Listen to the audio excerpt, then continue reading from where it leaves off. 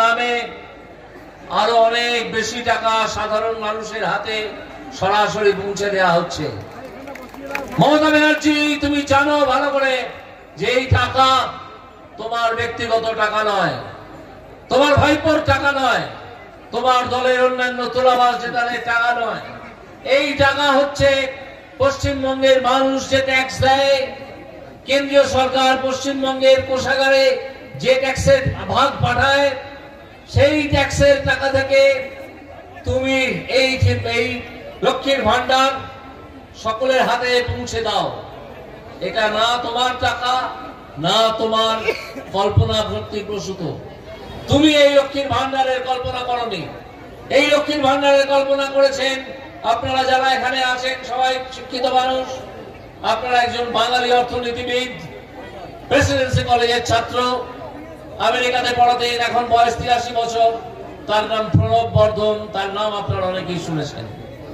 এই স্কিম প্রণব বর্ধনের স্কিম, এই স্কিম তোমার স্কিম নয়।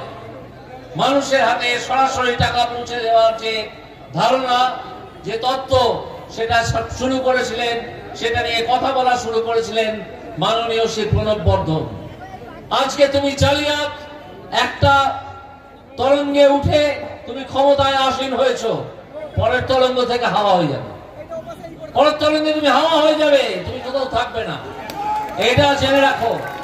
আজকে তার মাথা খারাপ হয়ে গেছে, সে ভারতের বিচার ব্যবস্থাকে আক্রমণ করে, মিথ্যে কথা বলে যে আমি দিচ্ছি লক্ষ্মীর ভান্ডারের টাকা। আদৌ যা নয়, এই লক্ষ্মীর ভান্ডারের টাকা আপনার আমার পকেটের ট্যাক্স থেকে আসে, সেই টাকা থেকে মানুষকে দেওয়া হয়।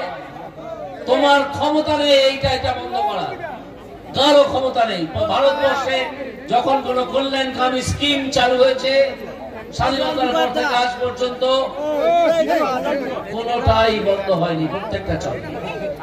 এটা জেনে রাখতে হবে।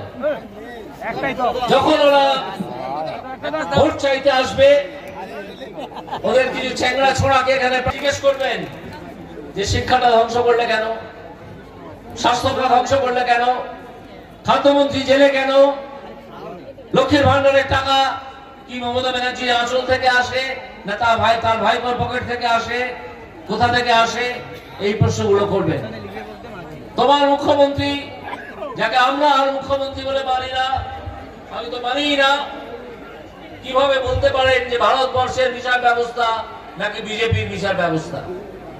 কাল তিনি এই কথা বলেছেন, আপনারা নিশ্চয়ই সেই বক্তৃতা ক্লিপিং আপনাদের কাছে এসে পৌঁছেছে। আমি প্রশ্ন তুলেছি যে এখন খোঁজ নেবার সময় এসেছে যে এই মমতা ব্যানার্জি ভারতবর্ষের নাগরিক নাকি তিনি অন্য কোথাও থেকে এসেছেন? কোথা থেকে এসেছেন তিনি? রোহিঙ্গা নন তো? এই প্রশ্ন আজ আমাদের তুলতে হবে। তুমি জেনে রাখো, তোমাকে নাক্ষত দিয়ে এই অভিযোগ ভারতবর্ষের বিচার ব্যবস্থা সম্বন্ধে, আমি গর্বিত যে বিচার ব্যবস্থায় আমাকে ইনক্লুড করা হয়েছিল। ভারত সরকার এবং সুপ্রিম কোর্ট যাকে ইনক্লুড করেছিল, সেই বিচার ব্যবস্থা সম্বন্ধে অত্যন্ত গর্বিত। ভারতবর্ষের প্রতিটা মানুষ গর্বিত।